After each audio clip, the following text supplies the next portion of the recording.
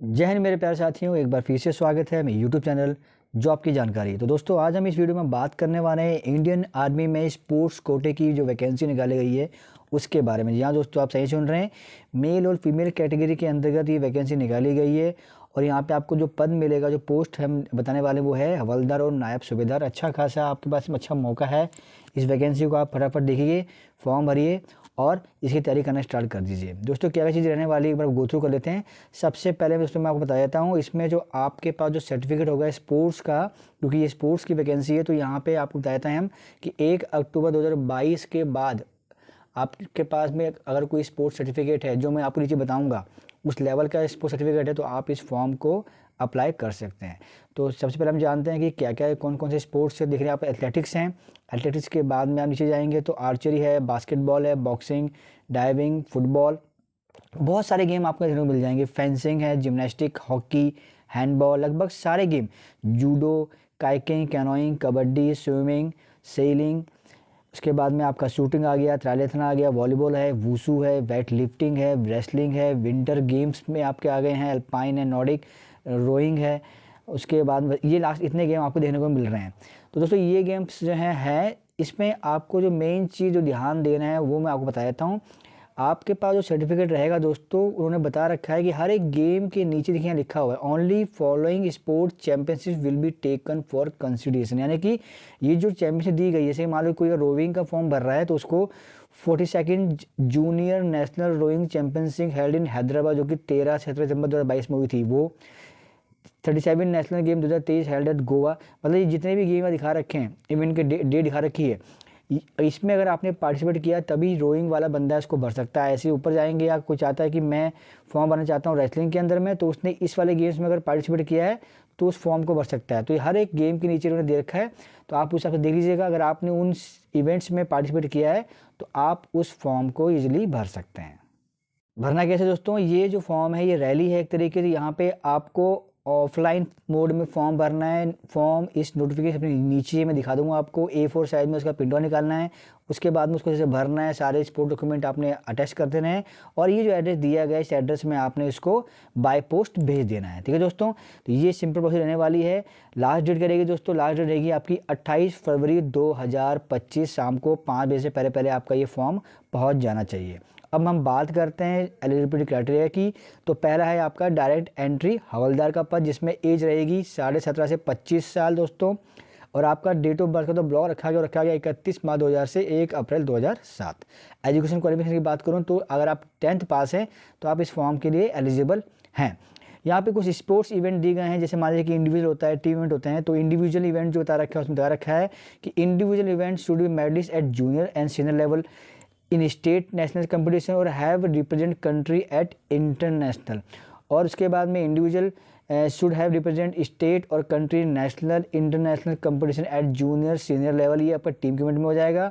और individual should be medallist in Khelo India game, Khelo India youth game, Khelo India university game. इनमें से अगर कोई भी आपके पास में इस लेवल का आपके पास में मेडल है तो आप इस फॉर्म को अप्लाई कर सकते हैं। उसके बाद आप बात करें तो दूसरा पद था दोस्तों, दूसरा पद दोस्तों वो था हमारा डायरेक्ट एंट्री नायब सूबेदार।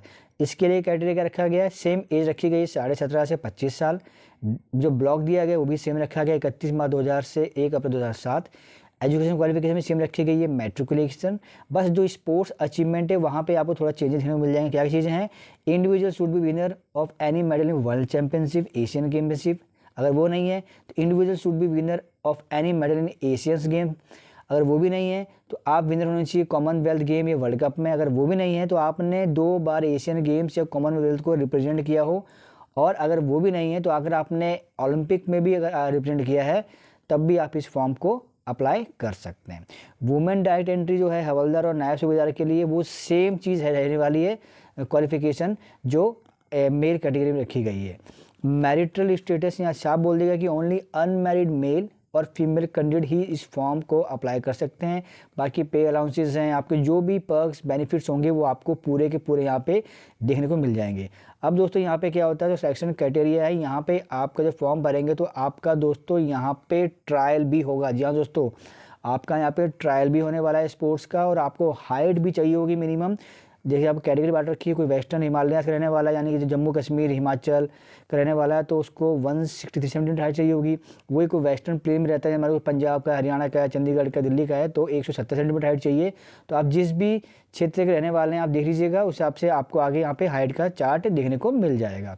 वहीं बात करें यहाँ पे दोस्तों फिजिकल फिटनेस, यानी कि यहाँ पे आपका पीएचटी टेस्ट में फिजिकल इवेंट भी आपका यहाँ पे लिया जाएगा।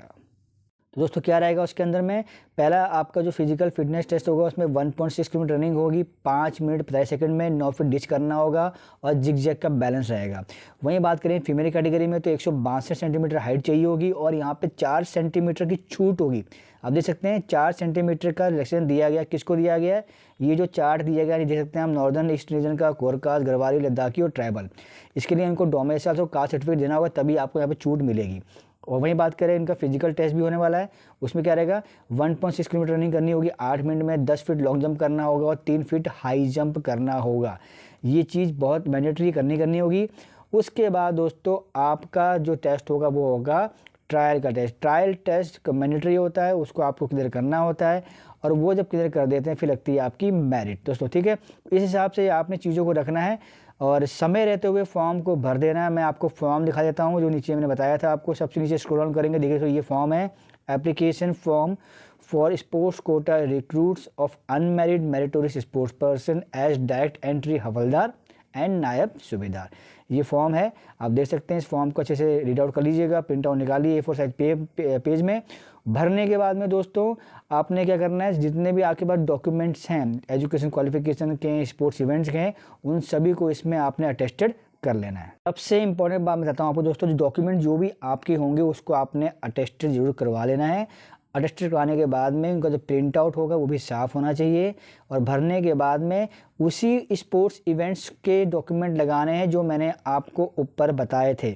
अगर वो स्पोर्ट्स इवेंट, जैसे ये बताया था मैंने आपको, ये वाली चीज़ें इस स्पोर्ट इवेंट्स में अगर आपने पार्टिसिपेट किया है उसी स्पोर्ट्स इवेंट्स के आपने सर्टिफिकेट लगा देने हैं और समय रहते हुए आपने ऑफलाइन मोड में, इसको ऑनलाइन तो आप भर ही नहीं पाएंगे, ऑफलाइन मोड में आपने इसको भेज देना है। एड्रेस भी मैंने बताया था आपको, उस एड्रेस में आपने समय रहते हुए भेज देना। ये एड्रेस दिया गया है, मैं आपको एड्रेस दिखाया था एक बार, general staff branch IHQ of MOD army, room number 747 A wing, Sena Bhawan, PO Delhi के अंदर में ये आपका एड्रेस दिया गया है जहाँ पे आपको इस फॉर्म को भरना है। तो जाइए दोस्तों, 28 फरवरी लास्ट डेट है, समय रहते हुए इस फॉर्म को भर दीजिए, डिले नहीं करना है आपने।